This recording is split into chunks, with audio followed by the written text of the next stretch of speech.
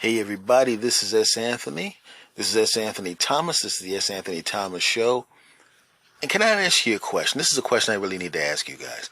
Have you ever had a day go so well that it just made you confused?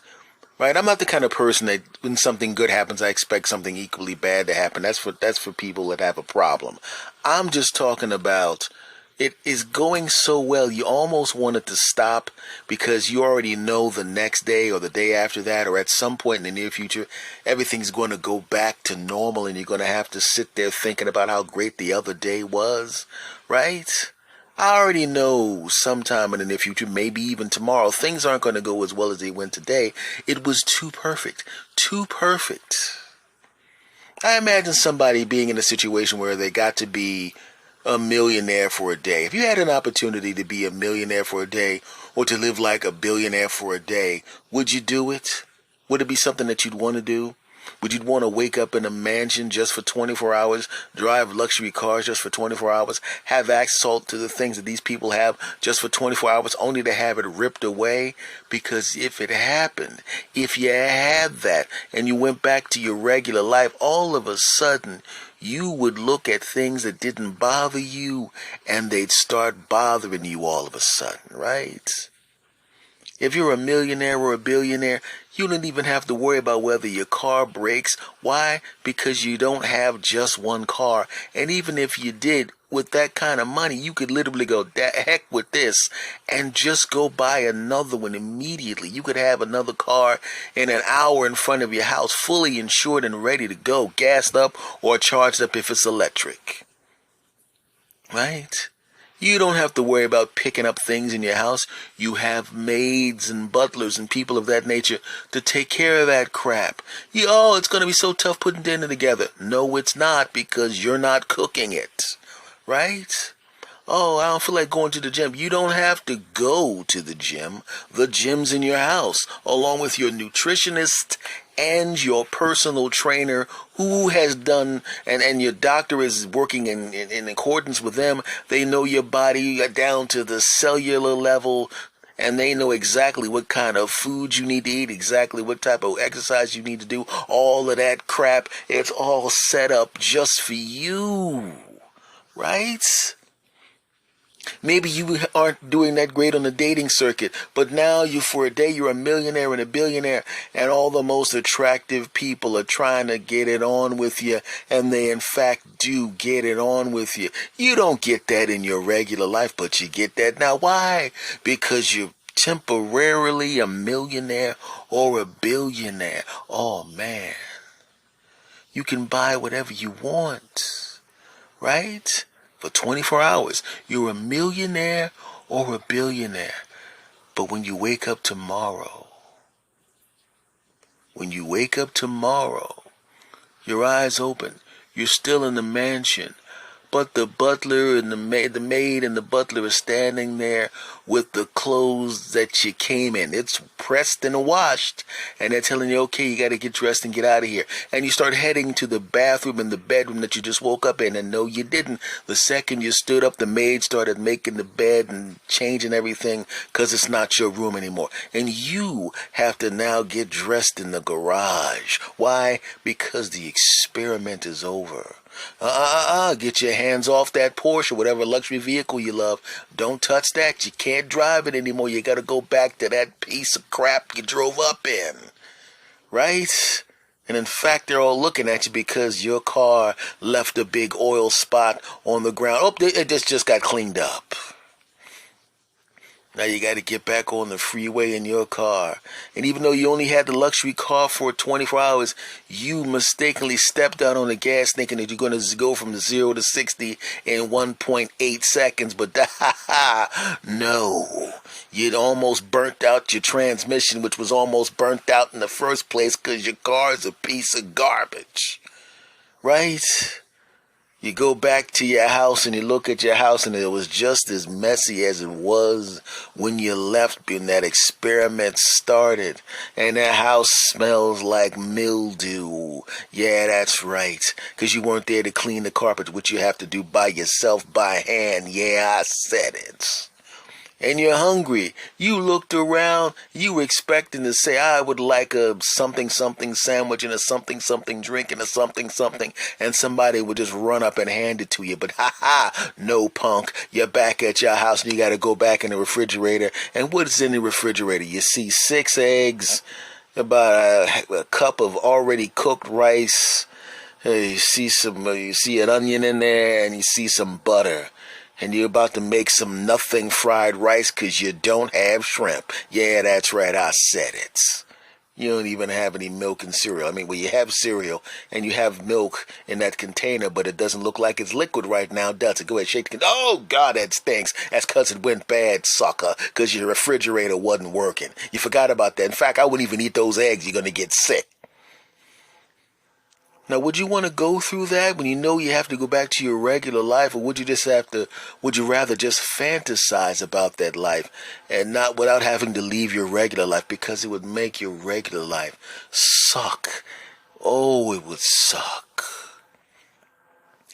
I had a friend of mine, just like me, a regular goofy looking dude, right, and just like me, for some reason, really attractive women have sex with him. I don't know why. And I'm talking about me too. I'm like, I don't even know why you're here, honey, because I mean, I'm just kidding. I'm charming as heck and definitely cute. Shut up. Back to me. But this was one particular time where, you watch a movie and you see that person. This is for ladies and gentlemen, whoever you are. You see that person of the opposite sex or the same sex, or whoever you're attracted to. You see that person and they're walking in slow motion like it's a movie montage, right? The love song that you like the most is playing in the background and they're walking towards you, and in your fantasy, they're licking their lips and pointing at you and they want to do some stuff with you, to you, and on you. But then you kind of snap to attention and you realize they ain't even looking at you. They're looking out the window, ain't paying, they don't even know you exist. Well, imagine if you're a guy, like a regular guy who can't even come close to women like that, or a lady who can't come close to guys like that, whoever you are that can't come close to whoever that is like that. That's right, I said it. And imagine if all of a sudden, in this particular instance, this magnificent mega dream person actually is looking at you and licking their lips and thinking about stuff they want to do to, with, and on you. And they come up to you. You don't even approach them. They come up to you and start a conversation. And at first, this person is out of your league. I personally don't believe in leagues, and thank goodness I don't, because you should see some of my ex-girlfriends. Yum. Back to the story. Right? And you don't think this person, there's no way in the world that, but as it turns out, they're not just making friendly conversation. She takes your phone out of your pocket and says, why don't you put your code in? Why is that? Because I can't put my phone number in your phone if your code's on. And you're like, what? You very quickly mess up your code 5 times, and 2 times, because you almost lock yourself out of your phone. You go, I almost locked myself out of my phone. Let me use my fingerprint. You do that wrong 2 times and almost lock yourself permanently out of your phone. Have to take it to the But on the last try, beep, the phone comes open. She's laughing. She thinks you're even more charming because you're so goofy. She knows you're discombobulated because she's quadruple delicious, and you've never been with anybody this quadruple delicious. That's right. She puts her number in your phone, right? She says, call me at 6 o'clock, right? It's 1 o'clock right now. This is the longest 5 hours in your life. You want to call her. I'm going to call her at 6:07. I don't want her to think I'm desperate. And then you start thinking, wait a minute, if I call her at 6:07, she's going to be like, oh, this guy can't even call me at 6:07. Well, I'm not giving him any delicious sex. No, goodness. I don't care. I'm going to call her at 6. It's now 1:07, 1:08. The minutes are going by incredibly slow. You want to call her. Oh, no. Then you fall asleep and you wake up at 5:58. You go, oh, God, I almost missed it, right? And you're on the phone with her, and she's actually interested in talking to your dumb crap. She actually seems to be interested in your stupid hobbies that nobody else gives a crap about. She tells you, this is my address, be at my house at 10 o'clock, right? It's kind of a suggestive way she says it. And you're sitting there going, okay, which shower do I take? Do I take the regular shower, or do I take the shower that you take when you know you're going to have sex because, somebody's face might be buried in your chest. You got to scrub your armpits extra hard. You know what I'm saying? And you decide, yes, I'm going to do I might be getting lucky scrub. You scrub yourself good. You take a nice hot bath. You take a shower. You take another bath again. You take another shower.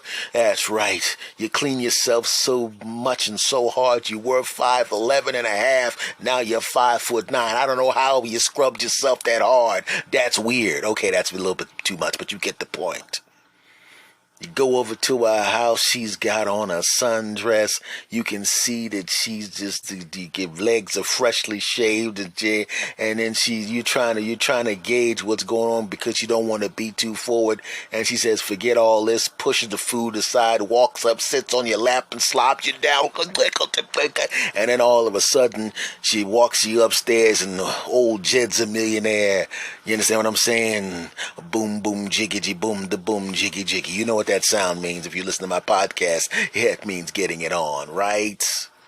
And you imagine what it would be like to be with someone who's quadruple delicious like her, and as it turns out, as much great as you thought it was going to be, multiply that by 8 million. Yeah, that's right.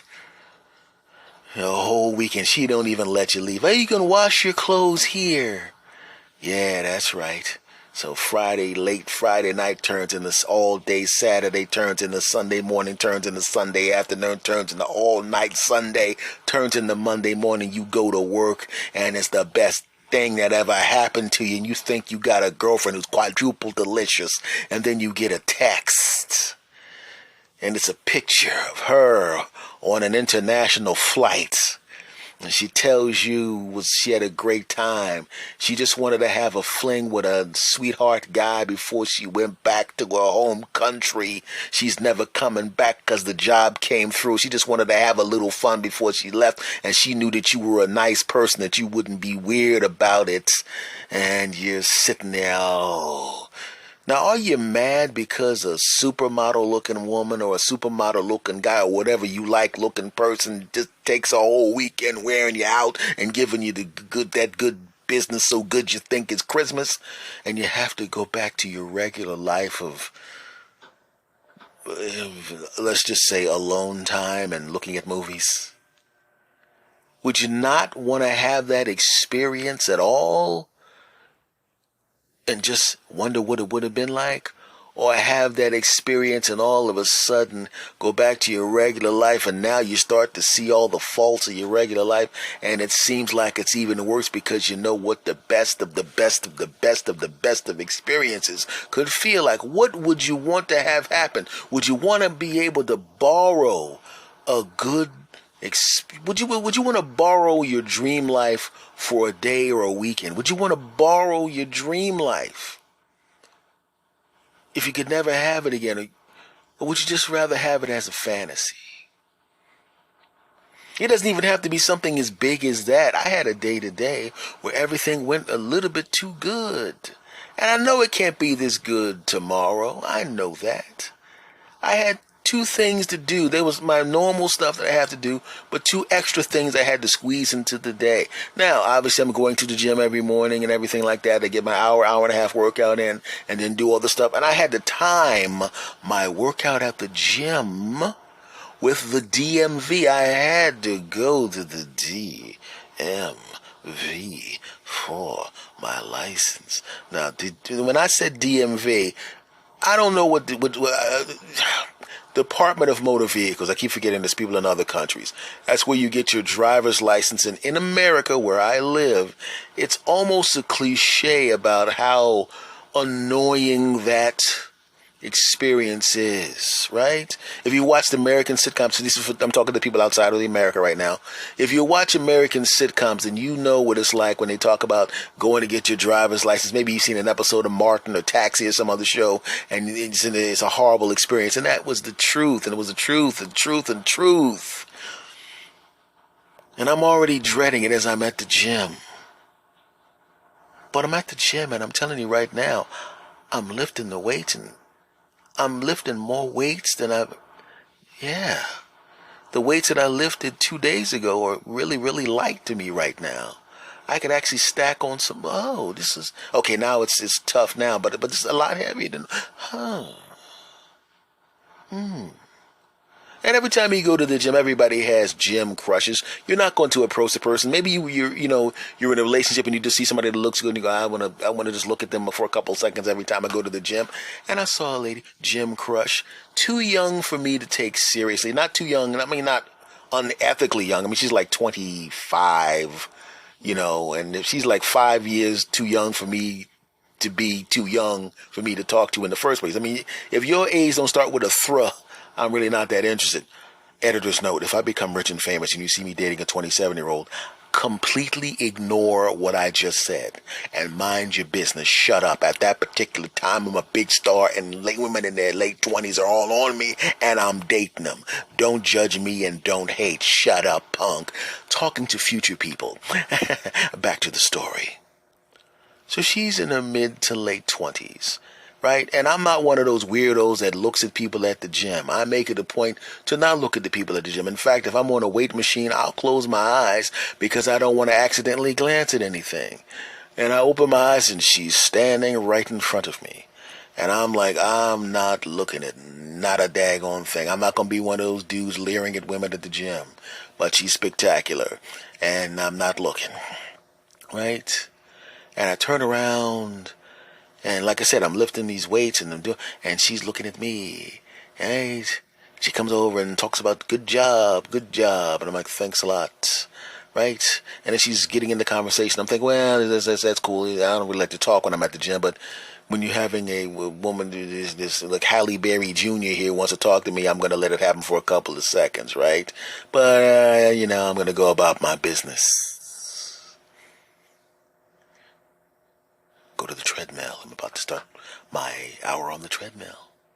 She gets on the treadmill next to me, which is not really that big of a deal except for the fact that there's about 9 treadmills open to my right. She gets into the one on my left. Maybe that's the treadmill she likes. Some people like treadmills. Some people like their treadmill in front of the TV that shows the station that they like. I tend to pick the same treadmill because I like to watch a specific show that comes on that treadmill. Or sometimes I'll pick a treadmill in front of the news when I want to watch the news. Not a big, she's now engaging me in conversation again. This young lady is soft flirting. She's not flirting as if I'm going to go out. She definitely wants to, because she's too young for me to date. I'm not dating no 25-year-old. But, unless I become rich and famous, in which case, mind your business. Back to the story. Don't judge me. Shut up. Anyway, right? And I'm getting told how cute I am. Right? And I'm getting told, I said, hey, I'm probably twice, Jesus, what are you, 25, 26? I said, yeah, I'm twice your age. And then I kind of flirt back a little bit and said, hey, you're a young lady, but if I was 20 years younger, and she hits me with the age, and it's nothing but a number, and I'm going, okay, she's now busting out the Aaliyah songs, but that's all right, even though she probably, that's before her time. I'm not doing anything here. Not going to happen, right? And I was like, I don't mind the flirting, but I'm going to basically make it known that that's all that's going to happen because she's too young for me to talk to and all that kind of stuff. And I playfully let her know that, she's too young for me, but she says, feel free to flirt with me some more. She goes, I think I will. And then, yeah, right? So I get a good workout in and I look down and I've done way more on the treadmill than I wanted to because there's a super hot young woman flirting with me standing next to me on the treadmill. And I step off the treadmill and it feels like somebody took my legs and beat them with baseball bats, but it doesn't matter. Yes, it does matter. Ow. Right? No, I'm just kidding. My legs were just a little tight. So I finished my workout. I'm going, okay, I got to go to the DMV and I'm going to DMV and I'm like, oh no. Beautiful lady, thinks I'm cute, that's great. The day's been great, I did incredibly good workouts, that's great. But on to the DMV, oh no. Zip to the DMV at a time when there's normally traffic, no traffic, almost at all. Oh yeah. the big pothole that I forgot was there. Oh man, I went on this road and I can't back out of this road now. Oh, the potholes were all filled, every single one of them, including that big one that I saw a guy get his car smashed. Oh, so the potholes are full. Super hot 25-year-old thinks I'm cute. Is probably going to flirt with me every single time I go to the gym, which is fantastic. And the traffic on the way to the DMV and the potholes on the road that I have to take have all been filled. Oh. Well, I know I'm going to get it when I go to the DMV now. If all of this good stuff happened, the 25-year-old is all up in my face, smooth roads, no traffic. Oh, no. And I get to the DMV and there's a parking space right in front. What? What? Oh, I'm going to get it now, boy. When I walk into that place, man, it's going to be that there's only 4 people in front of me. And every counter where people are doing the kind of thing that I need to do with the DMV, it's not one line. No, it's not 2. No, every single counter has an employee behind it who's pleasant and working quickly and efficiently. What? I sit down.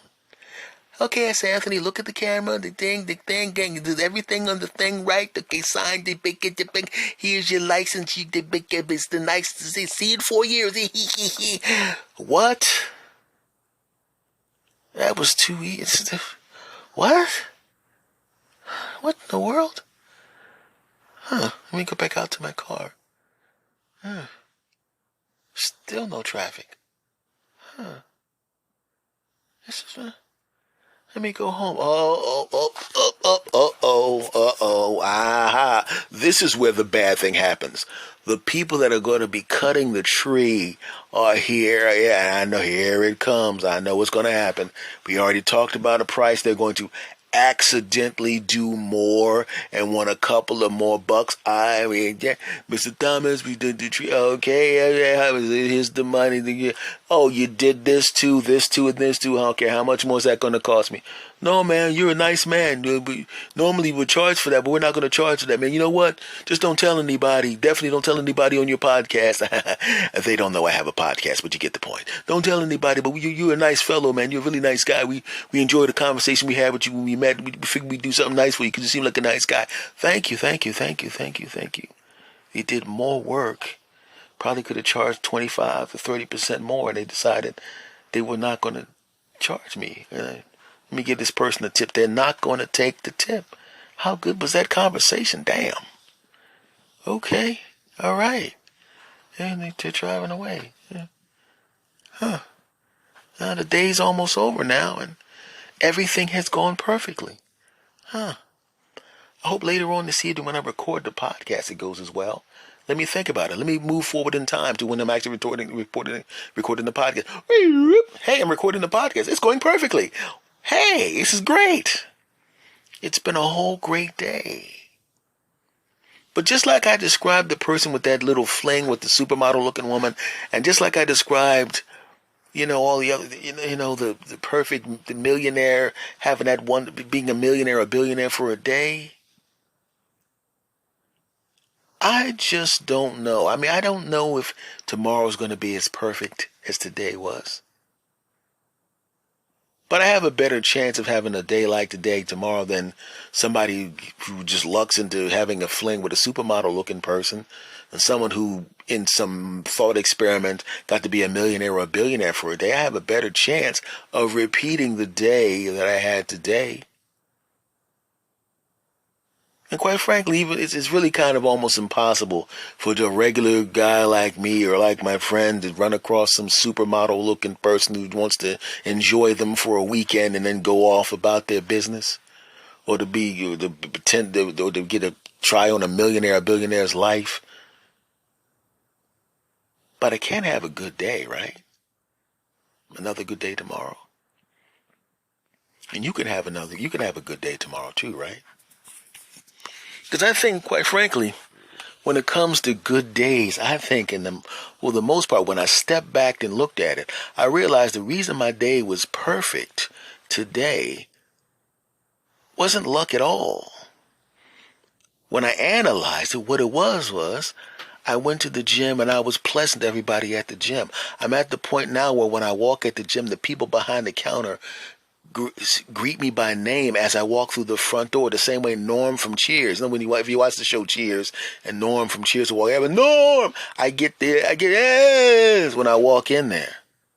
So I must have been a pleasant person to be around for the staff, and I guess the other people who were in the gym saw that, and if the staff likes me, it must be pretty cool. And I do comedy for, as a profession. I've done this for 10 years. So I know how to charm people, not in a fake way, but in a way where I genuinely like human beings and I genuinely am interested in other human beings. And I realize that the 25-year-old woman is being flirty because she thinks I'm cute, which of course I am. You've seen the cover of the podcast. Come on, let's keep it real. I'm going to kiss a picture of myself. Okay, it got weird. Shut up. Back to me. But I treat people with respect. And I remember talking. Now I remember why she was so comfortable coming up to talk to me.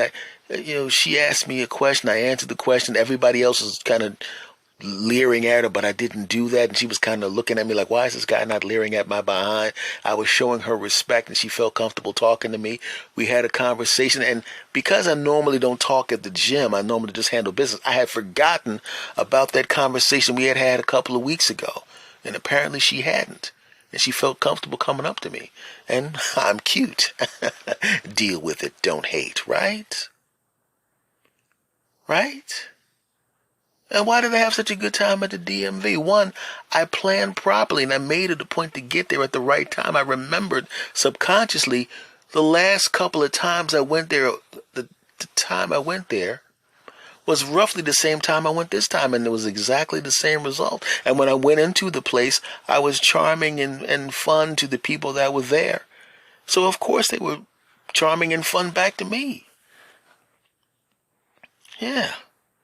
And also the same thing with the person with the tree cutting. As I said, because I had a pleasant conversation, we had a great conversation, they really, really liked me. And they treated me more like they were cutting a relative's place than they were a client. They gave me the relative treatment. So when it comes down to it, the day was not perfect because of an accident. It wasn't karma for good things I had done before. It was just if you treat people well, in most cases they will treat you well. And if you're good to people, for the most part, they'll be good back to you. And if that happens on a regular basis, what's your day going to be like? Right? What's your day going to be like if you're good to people and they're good to you? If you hold an elevator, if you let somebody cut in traffic, right? If somebody drops something and they're an older person and you pick it up, right? Because people will see you doing that. And I'm telling you, just like a virus does a bad thing when it spreads, good vibes, bro. I hate to say good vibes, but you get what I'm saying. I'm not one of those people. Good vibes kind of travel, bro. And I had laid out a groundwork of good vibes. And on this particular day, instead of having a good moment in the day, which is normally what happens, you'll have a couple of good moments during the day, then the rest of the day just kind of flows. But today, some good vibes I had put out over the course of time, all kind of lumped together into one day. One really good day. Because on most days, if you really think about it, it's a good moment, right? And I know this is going to sound corny, but quite frankly, when I do this podcast, and I know you're all listening to this, and you tell me you like listening to this podcast, I know when I record this, I'm putting out good vibes. And when I see all the new subscribers, and I see ratings and reviews, when I see redirect messages, and I hear from you, you make the day better. And I hope that I do a little bit of the same for you, my friends. I really do. Because your kind words make it a good day for me. You dig? But if you're a hot 25-year-old, I just would let you know that feel free to flirt with me because I'm with it. Don't judge me. She's really, really, if she was about 10 years older. Anyway, moving on. Much love to you, my friends. Hope you enjoyed this episode. Hope you enjoy the other episodes. I'm sure that some of you have gone back and I can see the stats. So I know that you've gone back and listened to old episodes. Much love to you all. Make sure you share this podcast with somebody by linking back to the podcast so I can get credit for the download. Damn it. Okay, link back to the podcast episode. If you're on Spotify, do me a favor. Follow this podcast. If you like this podcast, I have another podcast called As Anthony Says. Basically, if you just go on Google and Google my name, S. Anthony Thomas, you'll find all my stuff. It's a Linktree / S. Anthony Thomas. Just Google my name, S. Anthony Thomas. You'll see all my stuff. If you see the other podcast, give that a listen to if you like that, and you will. Subscribe to that too, okay? Much love to you, my friends, and I will see you again next time. Take care.